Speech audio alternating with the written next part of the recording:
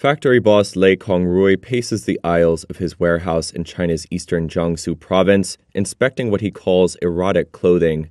Lei's company Midnight Charm turned over $1 million in sales last year, but now the self-proclaimed lingerie king is worried about the future of his business after hearing about President-elect Donald Trump's plans to raise tariffs on Chinese imports. North America is our main market, and the US region is still a pretty important segment for us. We hope that we can have a stable space for development in the United States. Of course, if the policy is implemented, we will definitely be affected. Guangyun County, where Lei set up shop in 2006, is known as China's lingerie capital. Once a sprawling farming community, Lei estimates that now about 1,400 companies and 100,000 workers turn out products here for the lingerie industry. The rapid growth was due in part to a U.S. tariff exemption known as the de minimis rule, under which foreign packages valued at $800 or less are exempt from tariffs, so long as they're shipped to individuals.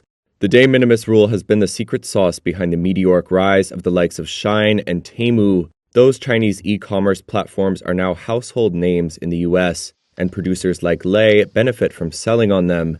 But Biden administration officials have accused Chinese firms of skirting tariffs by abusing the rule, and now they are working to curtail it.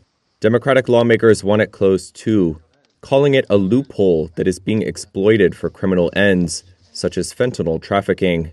Similar limits on Chinese imports are being weighed up by the European Union and others. If the trade rule is removed, Nomura forecasts China's export growth to shrink by 1.3 percentage points. Should that happen, Guanyun would be hard hit, and so would Midnight Charm, which relies on the U.S. for 70% of its revenue. Lei is already preparing for the worst. If the tariff is increased now, our costs will increase and our sales volume will drop.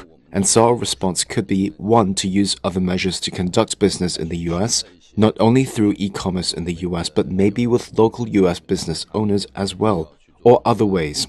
At the same time, we will look at developing in other regions. For now, Lei says he's considering investing in US warehouses and switching to a bulk cargo shipping model instead of direct-to-customer shipments by air, which could lower costs. He is also on the prowl for new clients in South America, the Middle East, and Central Asia.